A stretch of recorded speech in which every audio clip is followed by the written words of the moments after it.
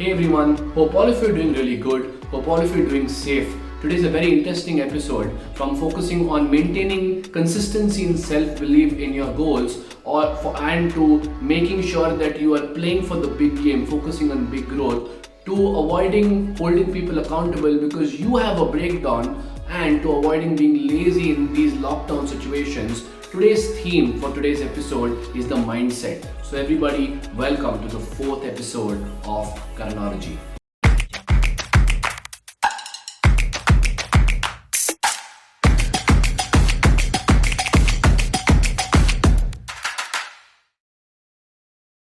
So in today's episode, I finally have a voice, and the voice is going to be played by none other than my own wife Payal, who's going to ask the questions for all of us. So over to you, Payal. Who's the first question by, and what's the first question? The first question is by Himanshu Verma. How do we maintain consistency of self-belief in the system or vision when you don't know what is the future? That's a very interesting question, Himanshu, and I wanna address this question by saying that a lot of people are going through this situation right now because with all the negativity and all the worry happening over there, people have huge doubts in the future. So let me start off by sharing some facts, Himanshu, and this is for everybody else. Let's understand what's in our control and what's not in our control. The future is not in your control, my friend, and that has nothing to do with what's happening today. Even before, the future was never in your control. It's just that suddenly, because everyone is in this panic situation because of the pandemic, people are worrying about the future and spending their time worrying and negatively and spending the time on negativity and not doing anything because of that. And obviously that's going to have a huge impact on your self-belief because your morale is going to go down and your motivation is going to go down. The future is not in your control. The specific situation we're going through is not in your control. And therefore there's no point thinking about what's not in your control because you cannot do anything about it. So the way to to alter your self-belief is to actually focus on what's in your control. So let's understand that. Your thoughts are in your control. Your conversations with other people and to yourself are in your control. Your actions are in your control. What you focus on is in your control. And I'm sure you've heard this very, very popular saying before. What you focus on expands. And that's where the answer lies, my friend. So let me tell you what I mean by that. When you're talking about self-belief, your belief ultimately is caused by the kind of thoughts you have, and your thoughts are ultimately caused by what you focus on. And like I already said before, the very popular saying, what you focus on expands. The key is to focus on progressive tasks. The key is to focus on things which are in your control so that it alters your thoughts, which will alter your self-belief. So the question to ask is, what can you focus on right now which will help you to be more productive? Focus on changes you can make in your business to really prepare for the situation when things get back to normal. Changes like business model, changes in your strategies, changes in your team, changes in your customers, changes in your products and services. Because like everybody's been saying, and I'm pretty sure you also understand, you need to start preparing and making those changes for you to bounce back. Focus on being prepared from a capability perspective so you can handle these changes and bounce back and come back strong because that's in your control. And more than worrying about what's going to happen 2 months from now and 3 months from now, focus on what's your next step. Because here's my sincere belief. It's the next step of action which is truly in control, and when you take your next step, then you'll be in a situation to decide what's the next step after the next step, and that's going to help you to take progress. Let me tell you why I'm saying this is important. When you make progress, you know for a fact that you've had movement. That movement may help you to focus your thoughts in the right direction, and those thoughts impact your self-belief, and that makes your self-belief goes up. So focus on your next step, focus on the changes you got to make, focus on what is in your control, and that way you can really keep your self-belief up. So I hope that was useful for you, Himanshu. Payal, what's the next question? The second question is by Kishan Lodhi. My attitude of feeling okay not making money now, it will come once the business is built, is leading to an inadequate drive towards big growth. How do I overcome this? Very interesting question, Kishan, and I want to say straight off that this question honestly has nothing to do with the situation people are facing. A lot of entrepreneurs have this attitude and mindset where, according to me, they're reactive or they wait for things to happen and they're not proactive. Wherein, people just wait and hope for something to change, someone to come out there, some opportunity to come, and hope and pray to the Almighty, or just rely on their karma or their luck for things to happen. But honestly, to tell you the truth, Kishan, that is just deception. And if I tell you what I mean by deception, it's basically a lie you're telling yourself that someday something will change.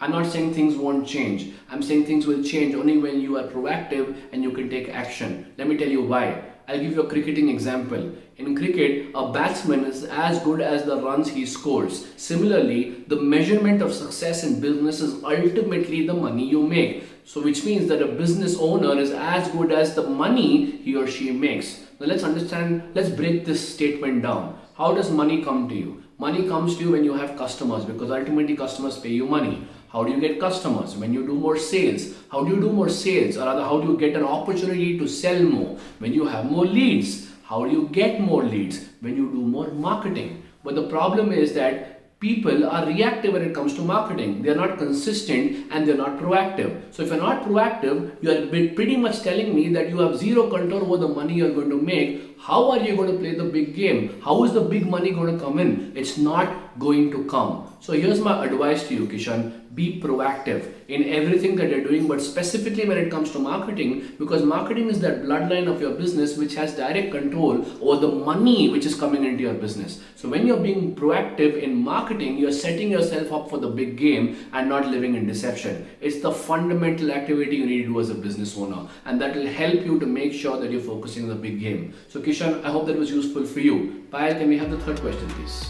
The third question is by Ramakrishna. I am scared to ask or review somebody's work because I myself have not done some of the things I had promised I would.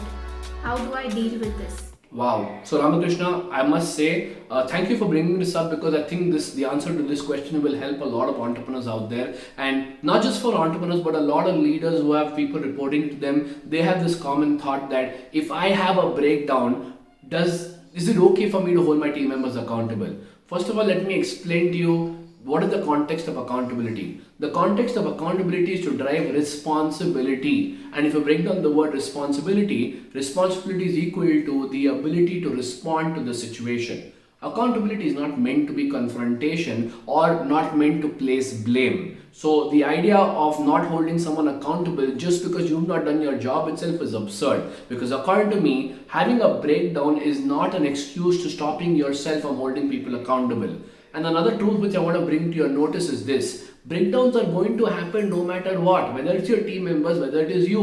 Why are you trying to be perfect? Even you can have breakdowns, but just because you have breakdowns doesn't mean you should not hold your team members accountable, because ultimately understand the context. The context is getting people to take responsibility. So how do you handle this? It's quite straightforward. Go take responsibility. Go up to your team, take responsibility and own up for what you have not done, so that people know that you are holding yourself accountable for your breakdowns, and that automatically gives you the permission to hold your team members accountable, because you're being a role model. But in summary, just because you have had a breakdown, that is not an excuse for not holding someone accountable. Because only when you hold people accountable can you get people to focus on the result and get people to make corrective actions so that they are progressing. So please do remember that. Hope that was useful for you, Ramakrishna. Payal, what's the last question for today's episode? The fourth question is by Shreyas. My biggest fear is becoming lazy during this lockdown. How do I overcome this? Wow, interesting question, Shreyas. And again, it's a very common experience people are going through, because obviously a lot of business owners, their regular mode of work has stopped. People are working from home, and people do not know how to utilize that time being productive in the right direction. And with all the negative news coming out, all the worry coming out, people obviously tend to while away their time and tend to become lazy and go with the flow, giving themselves this common excuse that there's nothing for me to do. And that's where the secret lies, my friend. Let me put it this way. Your brain and your body is like a vehicle. If it's not going to be used, it is going to get rusted.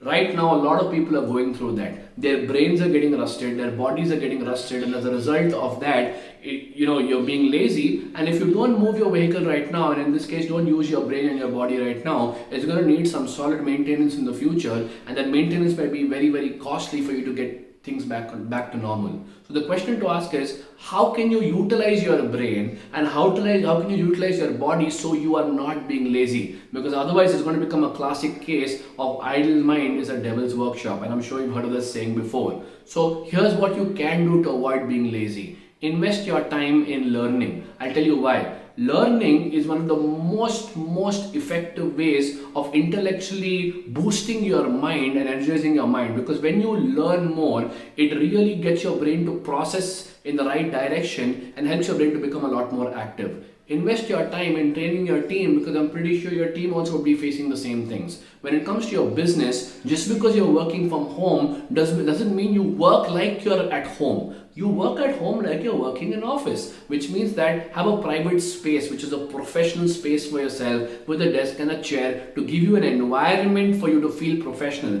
because that environment will any day overtake your willpower. I mean, don't do stupid mistakes like sitting on your bed and working, because that environment is your bedroom, and that bedroom will make you feel lazy automatically. So make sure you go and have a separate space for yourself where infrastructurally and environment wise you feel productive. Dress up like you would go to office itself. Don't sit in your banyan and sit down and work. I know I'm being very straightforward over here, because a lot of people are doing that. It's not going to help, and it really helps. It really takes away the productivity in the way you work.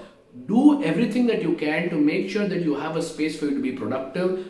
Make sure you have goals for yourself. Make sure that you're planning your day, and make sure you know how you're spending your time, so you know at the end of the day you made progress. And review yourself. Review what work you've not done. So even if you want to chill out or you want to just laze around and watch TV, you know that you've deserved it, and it's okay for you to give yourself a break and just chill. So if you don't want to be lazy, the opposite of being lazy is to make sure you're being productive, and the way to be productive is to start planning and focusing on action. And that's where your answer is, my friend. So I hope that was useful for all of you who watched this episode. I would love to get all of you to ask your questions. Keep the questions pouring in, because we're going to be selecting 4 questions every single week. We're going to come up with a theme every single week, and I'm going to go there and answer your questions. So all of you get deep insights, and all of you are going to take value from this and take action. In the meanwhile, stay safe, stay healthy, stay at home, and I'm going to see you in my next video. Bye bye, take care.